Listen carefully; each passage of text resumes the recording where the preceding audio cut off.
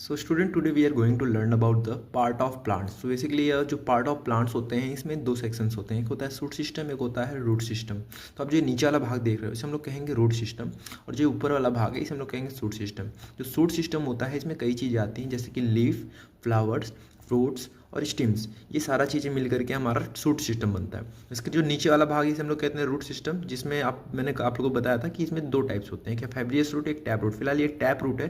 Tap root कैसे पहचानते हैं, इसमें एक मेन रूट होता है और फैब्रिसेट में कोई मेन रूट नहीं होता है। ठीक है, इसमें अब इसके बाद हम लोग इसके थोड़ा काम देख लेते हैं। बेसिकली जो स्टीम्स होता है ये क्या करता है कि जैसे कि यहाँ जो ये हमारा रूट है, रूट का मोस्ट ऑफ द काम होता है कि जो मिनरल्स होते हैं, वाटर्स होता है, वो कैरी करके लेके जाना स्टीम के थ्रू हर एक पार्ट तक को, हर चीज़ को पहुँचाना। ये काम करता है हमारा रूट।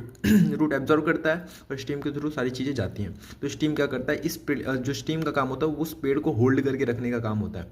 तो जिसमें मुलायम वो होते हैं वो देखिए पेड़ गिरे हुए, मतलब वो झाड़ियाँ हो जाती हैं, वो सब गिरे हुए होते हैं, लेकिन जो स्टीम मजबूत होती है वो उस पेड़ को होल्ड करके रहती है।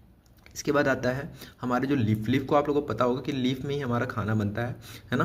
लीफ में जब हमारा कार्बन डाइऑक्साइड, मिनरल्स और सनलाइट लेकर के जो हमारी ये बनाते हैं फोटोसिंथेसिस के थ्रू हमारा खाना बन जाता है। जो फ्रूट्स होते हैं इसमें हमारे बीज होते हैं, सीड्स होती हैं जो ग्रो करती है, जिससे कारण हमारा नया होता है। ये फ्लावर्स के थ्रू ही हमारे फ्रूट्स बनते हैं और इस फ्रूट से ही हमारे बीज आते हैं और बीज से हमारा न्यू प्लांट आता है। तो ये सब सारी चीज़ें होती हैं पार्ट ऑफ प्लांट्स में, बस इतना ही है।